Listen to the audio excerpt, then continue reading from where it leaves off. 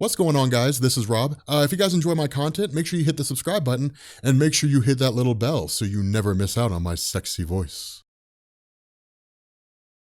Okay, so after making the video on Eric Killmonger Explained, I wanted to do a video on the JSA. And honestly, it's not like a tentpole thing, right? It's not like a JSA movie's coming out or the team's returning in DC Comics. It's just one of those things where I just kind of felt like making a video on them. Because in truth, I've always liked the idea of the JSA, albeit I'm not one of those guys that kind of looks at it and says, okay, that was the greatest team ever. I want to have a conversation about these guys. I want to, offer a kind of, topic and explanation on this. Now, the JSA made their first appearance in All-Star Comics #3 back in 1940, and they were created by Sheldon Mayer and Gardner Fox. Well, really, it was Gardner Fox who made them, and then Sheldon Mayer who edited them. But the fact remains, the whole idea of the JSA was landmark when it first happened, because for the most part, you didn't really have teams in comic books. Even back then, you didn't really have like crossovers for the most part. It didn't really work that way. Instead, the JSA was really more of an anthology series, where it was just kind of a bunch of different stories that were combined into a singular book. Really, the kind of idea of a shared universe in DC Comics didn't really arise until like Superman #75, I think it was, when Superman and Batman met for the first time. But there were a few caveats that went into the creation of the JSA. One of the big misconceptions that I want to talk about for a second is how people view DC Comics. A lot of people look at DC and they basically say, okay, so like Action Comics #1 hit the shelves and DC Comics was born. And that's actually not true. The way it was back then in terms of what we call DC at this point in time, it was actually composed of two organizations. The first one was National Allied Publications, and the second one was All American Comics. Now, National Allied Publications, we've talked about this before, that was Harry Donenfeld and Malcolm Wheeler Nicholson. Malcolm Wheeler Nicholson was basically the pioneer of the modern day comic. He was the first one to sit down and essentially make up heroes, so to speak, and then put them in a traditional comic book form. Malcolm Wheeler Nicholson was the first person to do that. Now, Harry Donenfeld was a magazine publisher. He owned Independent Magazine Management or something along those lines. I can't remember. It was a company he owned, and actually he was the guy that Malcolm Wheeler Nicholson went to in order to basically get the money he needed in order to get his stories published. The problem with this was that eventually Harry Donenfeld ousted Malcolm Wheeler Nicholson. He actually sent him on a cruise and then left him high and dry. But Harry Donenfeld was basically the one running the show. And the result was that you had a guy named Max Gaines who wanted to launch his own publication called All American. Max Gaines effectively went to Harry Donenfeld and said, hey, look, I want to launch All American Publications. Harry Donenfeld gave him the financial backing to get the company off the ground. And what you ended up having was All American Publications that was ran by Max Gaines and Jack Leibowitz, and then National Ally that was ran by Harry Donenfeld. And what's kind of ironic about this is that most of the characters that you would associate with being a DC brand were actually created by All American Comics. The original Green Lantern, Alan Scott, Johnny Thunder, Jay Garrick, the original Flash. These are creations from All American. Now, the whole idea behind this was that by the mid-1940s, it was apparent that the comic book industry was going to experience a collapse of sorts because the popularity of comic book superheroes was basically rooted in the popularity of World War II. But when World War II came to an end and people got tired of conflict, they kind of wanted to let their imaginations run wild, and that gave way to science fiction rising to prominence in the late 40s going into the mid-1950s. And so the result was that Max Gaines actually sold off his share to Jack Leibowitz. Jack Leibowitz in turn sold his share to Harry Donenfeld, and All American and National Allied merged into a singular company called Detective Comics Incorporated, also known as DC Comics. But the idea of the JSA was that for the most part, the way the rules were laid down is that you could only have characters featured in the JSA anthology series who didn't have their own solo series. The idea was that DC didn't want to overexpose characters like Batman and Superman. They were already wildly popular, and the belief was that they were popular because each of them already had two comics of their own. You had Batman in his own solo series, and then Batman in Detective Comics. You had Superman in his own solo series, and then Superman in Detective Comics. By the time they crossed over, you had Superman in Batman's comics, Batman in Superman's comics, and so to throw them in the JSA would have overexposed them to the reader, and people probably would have lost interest. And so the result was that when the JSA first met, when they first came together as a team, that again happened in issue #3. And for the first 4 issues, it was a quarterly series, and then it was quarterly between issues 18 to 27, and then it became bi-monthly with issues 5 to 17, and then 28 to 57. Now, for those of you guys who are not familiar with the way that comic books used to be published, for the most part, it was bi-monthly. With the really, really popular titles, it was how you see it with DC Rebirth right now. You got basically a story every 2 weeks, and it was cool because it kind of kept the popularity going, and it was really a license to print money given how new and fresh fresh the superhero genre was. But when it came to featuring smaller characters, when it came to featuring less popular characters, it was done quarterly, meaning the comic came out once every 3 months, basically in the first quarter, the second quarter, the third quarter, and the fourth quarter, and that was really it. Now, switching it to bi-monthly was DC testing the waters to see whether or not All-Star Comics had grown in popularity or decreased in popularity. But again, with the first 2 issues being anthology, the third issue was when the JSA effectively first met, and it was basically the individual characters sitting down and having dinner and then telling their own individual stories. Now, again, when it first showed up, it was hugely popular. I mean, it was massive in terms of readership because it wasn't overexposure, but it was a lot of characters that people were familiar with, like Spectre and, the original Flash, Jay Garrick. You had Hawkman, or at least the original Hawkman. A lot of these characters that nowadays are considered to be wildly popular, but back then were still relatively new.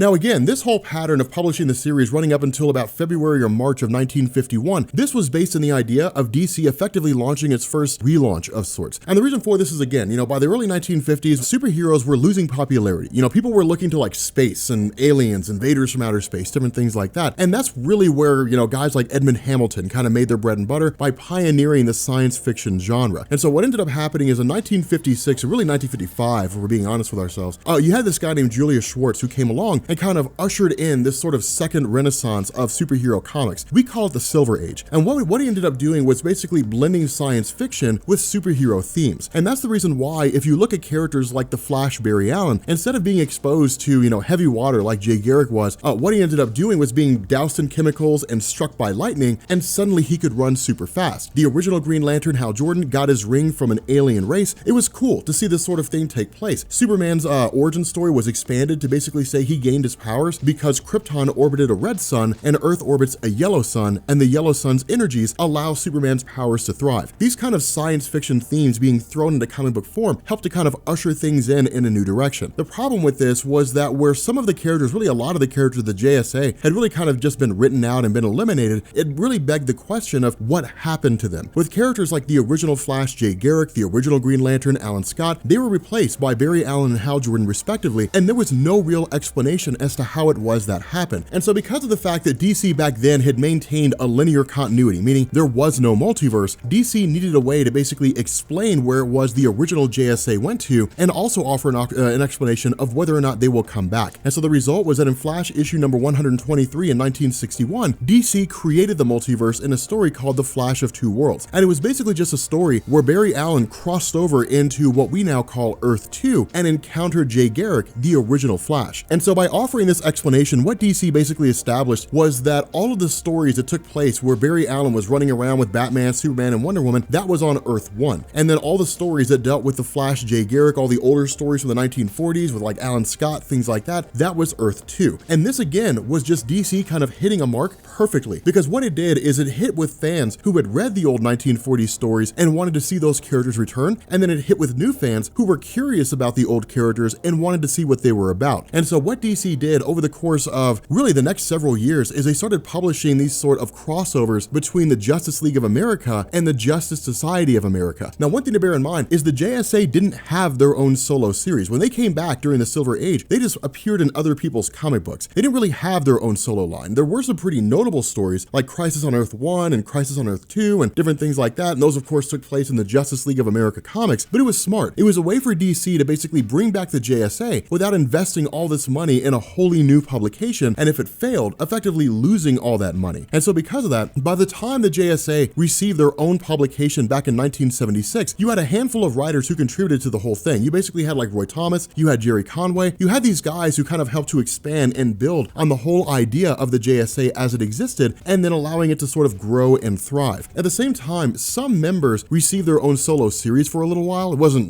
super long lasting, but it was a way to kind of branch them out a little bit more. But with the JSA returning in All-Star Comics issue number 58, again, their stories kind of continued on. But the JSA was distinctly different from virtually every version of a superhero that you saw during that time because they weren't young. The whole idea with superheroes is that they were designed to be in some form or fashion a reflection of the reader and the people who were involved in comics in that point in time, in that particular era. Superheroes were young and they were vibrant. Batman was young, Superman was young. They were designed to be characters that kind of hit back at the idea that they were a tangible thing. They were a reachable goal for young people who were checking out comics. But the JSA were older, they were wiser, they were a little more experienced. And so it kind of brought to the table this idea that where the Justice League would want to go one way, the JSA would provide a kind of guidance. Now, one thing to bear in mind here is that comic books themselves, by the time the JSA received their own solo series for a second time in issue number 58 of All-Star Comics, comic books had moved into a darker realm. A lot of that's due to the death of Gwen Stacy in 1971 by Jerry Conway. The fact that a superhero like Spider-Man, or really even any superhero, could fail so disastrously as to lose their love interest was landmark. And so the result was that with regards to the JSA themselves, this theme was rolled over into the team. And what we ended up getting were like a lot of introductions for characters that were really kind of brought in to be counterparts for existing characters. For example, Power Girl was introduced in All-Star Comics issue number 58, basically being the Earth 2 equivalent of Supergirl. A lot of these characters were kind of expanded on and brought in. Characters like Captain Marvel, the original Shazam, returned, but it was cool to see this whole era kind of grow and expand. Now again, the idea of a team up between the Justice League and the JSA was pretty big, and it actually became a summer event for quite some time. I'm pretty sure it happened every year where the Justice League and the JSA would team up against some other team. I mean, again, it was really like Crisis on Earth 1 and Crisis on Earth 2 that kind of set all that off. And then it was just the groups teaming up, and they would, face off, or they would team up with other groups like the New Gods and different things like that. The issue with this was that DC was struggling with the advent of its multiverse because of the fact that there were so many writers that were contributing to the DC landscape at the time, and because of the fact that there wasn't instant access to communications by way of the internet. What it meant is that the only way to really communicate with a writer was by either working directly in the bullpen, which is to say inside DC headquarters itself, or by way of like phone or letter. And so what this meant was that you had all these different writers writing their own thing and doing their own stories. A really good example of this was the character of Wonder Girl. Originally, Wonder Girl was Wonder Woman when she was a little kid, but the idea was that Robert Kanigher rolled Wonder Girl over into the Teen Titans in the modern day. And so what you basically had was Wonder Woman as a kid in the modern era, and that contributed to the whole entire calamity of what is the entire publication history of Wonder Girl Donna Troy in DC Comics. And that's just an example. But the idea of all these varying versions of different characters, of Superman, Batman, Wonder Woman, the idea that like Golden Age Batman had died, all those different things, it led to a lot of confusion among readers. And so in 1985, Marv Wolfman and George Perez basically rebooted everything. They kind of hit the reset button and said, from this point going forward, there will be no more multiverse. There will only be a singular universe. Now, in a lot of ways, DC succeeded, and in a lot of ways, they caused problems. For example, it was a slow rollout in the post-crisis landscape. It's not like Crisis on Infinite Earths happened, and within the first year, every single character received a new origin. With characters like Hawkman, it was around 3 or 4 years after Crisis on Infinite Earths finished that he actually got a new origin. For characters like Power Girl, she never got a new origin until something like, 5 or 10 years after the whole thing happened. With characters like Batman, it was a couple years. Characters like Superman, it was about 1 year. So when it came to those different things, it was kind of rolling it all out. But with the JSA, they were characters who basically existed in a different universe. But if there was no more multiverse, then the question became, how would DC be able to justify the existence of the JSA? Well, the answer to this question actually came in 1991 in a story that was written by Archie Goodwin and Dennis O'Neil, and it was called Armageddon 2001. Now, in truth, the idea of tacking the JSA on was actually an afterthought. Originally, Armageddon 2001 was just kind of like an event of sorts that was brought into DC Comics that basically involved like a 2-issue miniseries and then all the annuals that DC had going at the time. Remember, back then, annuals were basically just fill-in stories is all it was. If, DC wanted to test out a new writer or a new artist, they would give them an annual, and then that would really be about it. And so the result, with Armageddon Inferno, what DC did is they tacked on the JSA and simply said the JSA were just stuck in this endless cycle of Ragnarok. They were effectively doomed to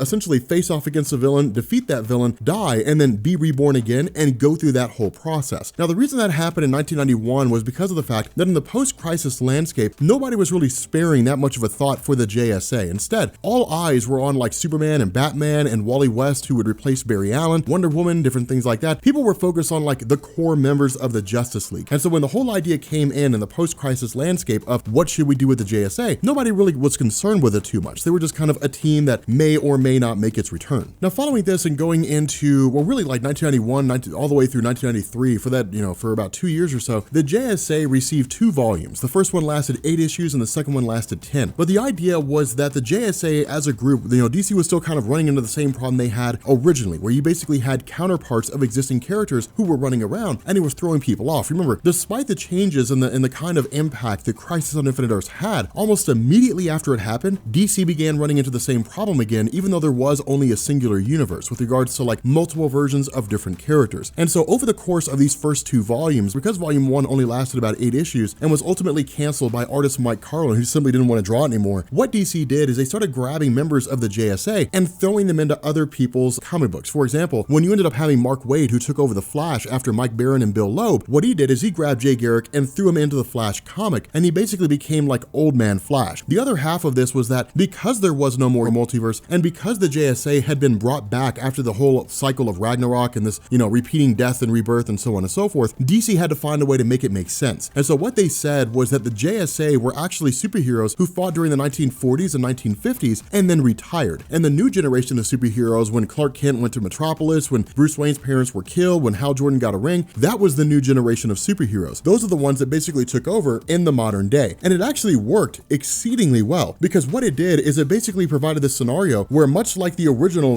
Earth 2, Earth 1 stories and so on and so forth, with the JSA were kind of like these wiser counterparts, these wiser older counterparts of the Justice League. In this, new post-crisis landscape, they were the predecessors. They were the ones who fought villains before, and the Justice League kind of picked up after them, and the JSA provided these little pearls of wisdom here and there, whether it was being featured in the solo comics or whether it was being featured in their own individual solo series. The issue with this was that with the confusion that arose with regards to like these varying, degrees of characters and origins that were kind of told and retold and different things like that, what DC did is they looked to the event of 0 Hour Crisis in Time. Now, 0 Hour was designed to kind of fix some of these continuity issues that existed within the realm of DC. For example, after Crisis on Infinite Earths, we still didn't really have like a definitive time as to when like Batman and Superman and Wonder Woman, when they rose to prominence. We were just told, quote unquote, the modern day. And so what 0 Hour did is, once the event completed, it basically led to the idea of like an actual chronology of when things took place. We got this giant timeline, basically this huge splash page that basically said like, here's when Superman first rose up, and here's when Batman first rose up. Now, this combined with everything else that was going on, the death of Superman, the events of Batman Nightfall, the events of Emerald Twilight, when Hal Jordan went crazy and was possessed by Parallax and all that kind of good stuff, all those things that went on kind of culminated in this idea that the JSA were slowly being weeded out. They were kind of being eliminated to a degree. And so what this meant was that DC started looking at members of the JSA community and saying, which one of these characters, which is a duplicate of an existing character, or at least a predecessor of an existing character, which one of these guys can we get rid of? Can we start knocking off? Now, because of the fact that Mark Waid's Flash run was exceedingly popular when he was writing it, there was no room to get rid of characters like Jay Garrick, but there was room to change characters like Alan Scott. This was especially prominent because of the fact that Hal Jordan was basically out of the picture and Kyle Rayner was the new Green Lantern. And so instead of having Alan Scott as like the Green Lantern, what DC did is they basically maintained the power of the Starheart, quote unquote, which is basically the Earth 2 equivalent of a Green Lantern, removed the ring of Alan Scott. He started calling himself Sentinel, and he was effectively kind of a rebooted, wholly new character. The other half of this was that running up until about 2005 or so, you had a couple changes that went on with regards to like the JSA title that ran between 1999 to 2006. That actually emphasized a lot of the idea of the JSA being the predecessors of the Justice League and focusing on how they kind of passed that torch on, how they passed that mantle, and so on and so forth. Now, running into about 2005, between 2005 and 2008, what you had was a story or a series called JSA Classified. Now, JSA Classified is one of those stories that actually confuses a lot of readers, because a lot of people look at JSA Classified and believe it's actually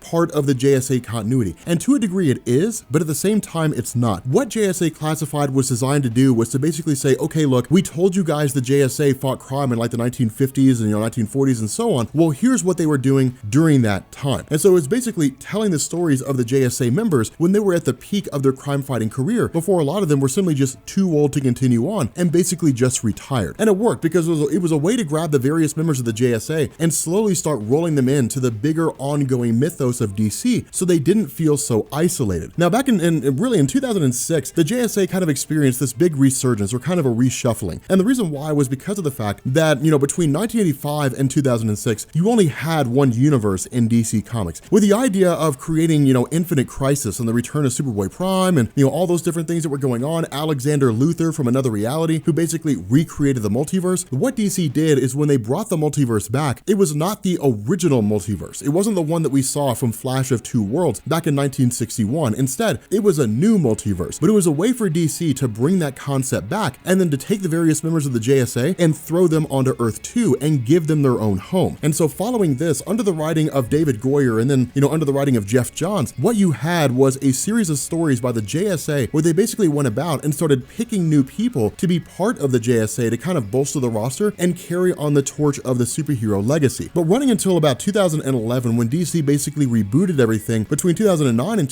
2011, what DC did is they brought in like JSA Allstars. It was grabbing the younger members of JSA and throwing them onto a team. Now again, it only lasted about 18 issues, but that was because of the fact that DC rebooted. Now from what I've been able to tell, JSA Allstars was kind of a reworking of Infinity Inc., but not exactly. Infinity Inc. was basically like the progeny of superheroes back in the 1940s. It was kind of like, you know, the kids more or less who kind of carried on the mantle, kind of went on and did their own thing. But with regards to JSA Allstars, it was grabbing the younger members of JSA and throwing them onto a team. Now again, it only lasted about 18 issues, but that was because of the fact that DC rebooted. The funny thing about this was that the legacy of the JSA running up until 2011 was one of death and rebirth. The JSA was the original DC superhero team. Eventually they were thrown into a different universe and they were, you know, paired alongside the Justice League of America. Eventually the Justice League overshadowed them just by sheer popularity and the roster of the team, because the JLA was composed of DC's most popular heroes. And where the Justice League of America experienced these waxes and wanes in terms of like Justice League International, Justice League of Europe, Extreme Justice, things like that, the JSA largely remained the same in terms of the fact that when they came back after Crisis on Infinite Earths,